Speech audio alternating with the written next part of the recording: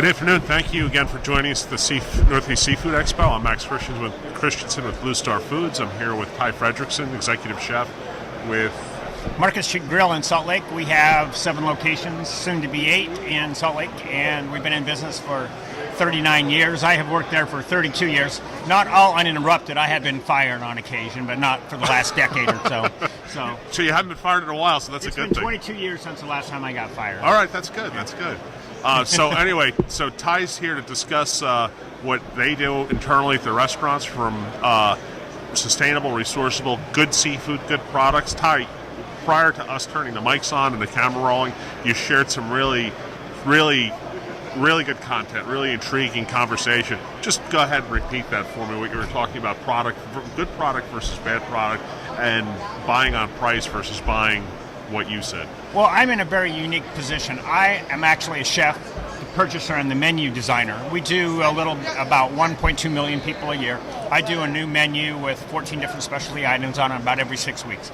We have a core menu which has multiple things, and I do that probably twice a year, go through that and figure out, obviously, the volatility of the seafood market. You know, you only catch what you catch, and Sure. you're going to pay what you're going to pay. I mean, you can say that I'm only going to pay this, and you might not get it, but the price doesn't matter if it's not the right product. And a lot of places, like on a seafood, big seafood chains or steak chains or whatever, the people buy that and they buy it on price. Sure. And buying it on price doesn't do me any good. I got to take it out of the package. I have to put it on the grill. I have to do whatever with this, and then I have to taste it at the end to see if that's the right product. Price has nothing to do with product. For me, and Blue Star is very, very unique in my philosophy of purchasing. It's the only product out of the hundreds and hundreds of products that I buy that is not from North America, because the quality is outstanding, the sustainability is outstanding, the availability, because it's, if you only have something for 6 weeks, I want to run it for 6 weeks if it's sustainable and it's fresh and it's good. And fresh doesn't mean that it was not frozen. That doesn't mean anything. Sure. If something's frozen with the intent of being frozen, that's fine with me. I don't want my Mexican shrimp walking up from Mexico Sure. and not being frozen. I mean, I would much rather have it frozen at the source. Well, they That's could what it Uber. is. They could Uber. Yeah, it could. Yeah, Uber Eat. Yeah.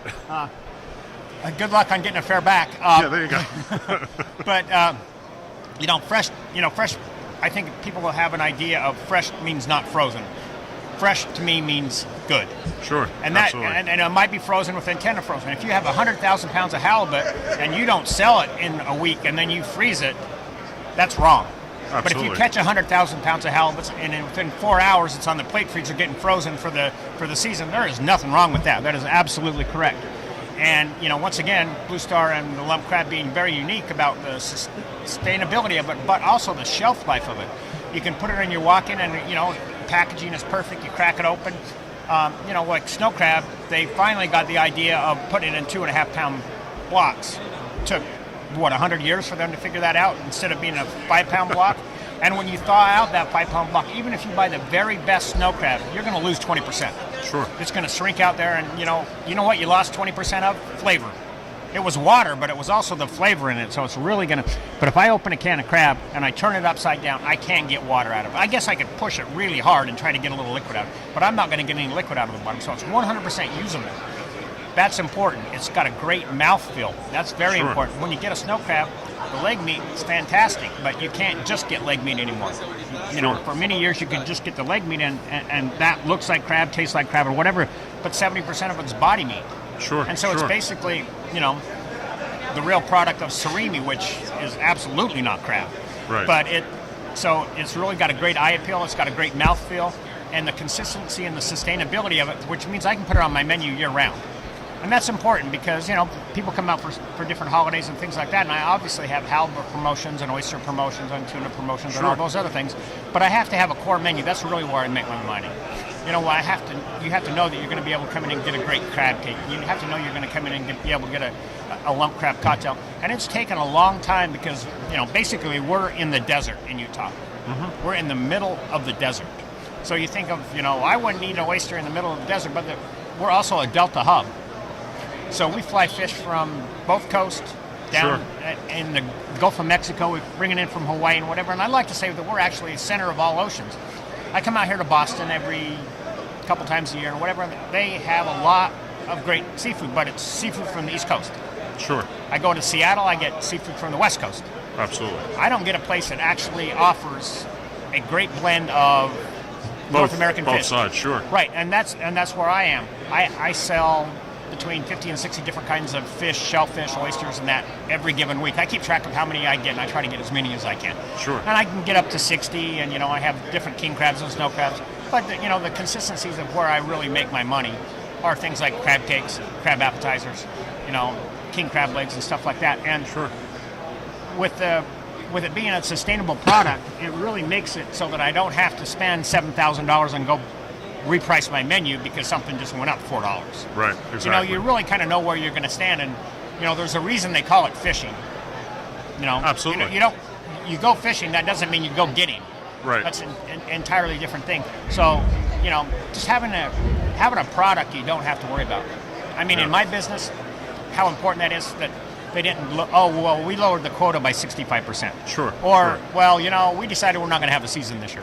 Mm-hmm. You decided what?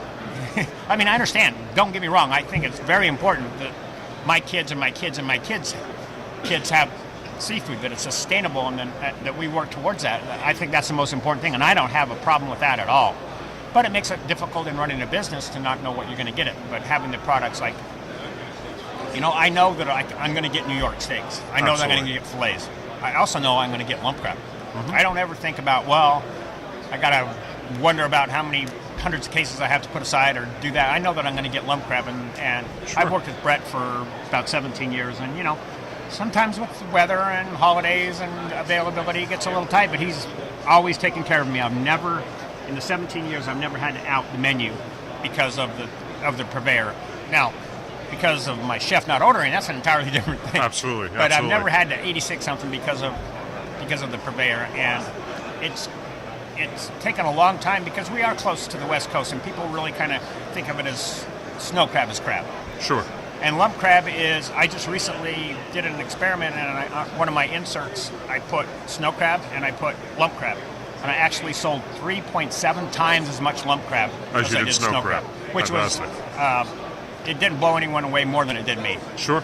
So, what I'm looking for right now is just, I'm going to keep a little bit of snow crab, but I'm going to move all of my crab business over to that. And that's about 15% of what I do. Yeah, fantastic.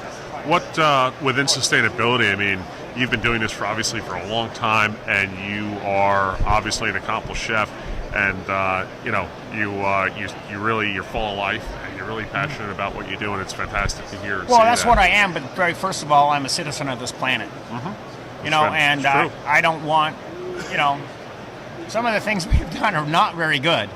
And all you got to do is walk outside and look at the weather and see, what we've done, and anything that we can do we got to feed the people. Sure. But the sustainability is that's ultimately very important.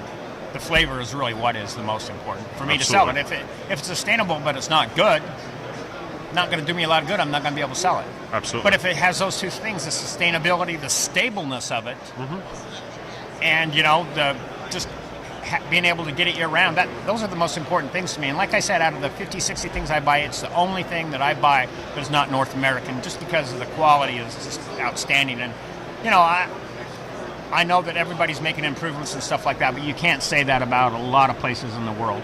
That American seafood for the most part is hands down the best seafood out there, and this is an exception because of the job that they've done overseas. Sure, absolutely.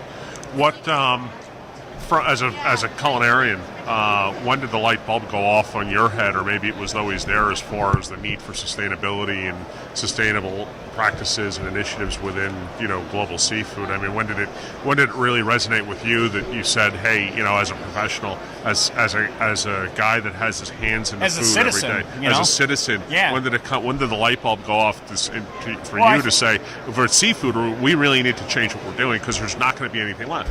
Well, I've been up to Alaska a lot of times, and they say that is the best managed fishery, which that doesn't necessarily mean it's as good as it can be. Just because you're the best of a group doesn't mean you're the best you can be. And the sustainability, and when I first started to buy halibut, I could get all the fish I wanted, 100 up halibuts frozen. for 90 cents a pound. Sure.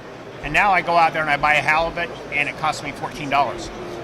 In the last 30 years, has your wage gone up 14 times? Mine hasn't. Right. Mine hasn't. My house hasn't gone up in value in 14 times, but the fish had, because it's a limited quantity of them. Sure. But I think it's important that, you know, we've had seasons where they have canceled the fish. And, you know, I don't take that personally at all. I take that as, you know, that we're actually making progress in the sustainability of things. If you have to cancel the season and biomass, like on the East Coast, you know, they canceled the season pretty much for a decade. Sure. And now that season's come back for them. Mm-hmm. And that's what we have to do globally. And the sustainability of things is, well, it's the most important thing. It really is. As a chef, as a culinarian, as someone who's involved with food every day, who's eating it, looking at it, cooking it, preparing it, prepping it, maybe breaking whole fish down, whatever your process is, how do you feel about wild versus farmed versus aquaculture, or are you open to anything that's done properly? I'm really open. Good? You know, I'm really open up to aquaculture or farm raised or whatever. I mean, in all reality, there's no better fish in the world than a wild king salmon. Sure. Okay. But you know, you can pay $30 a pound for that.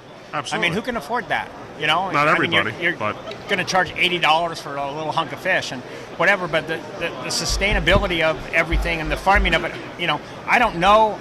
I'm sure we're learning about. You know, mostly it's farm-raised oysters and farm-raised fish. You know, I offer farm-raised salmon. It's actually my number one selling item. I buy about 3,000 pounds of farm-raised salmon every month, and it's my number one item because it.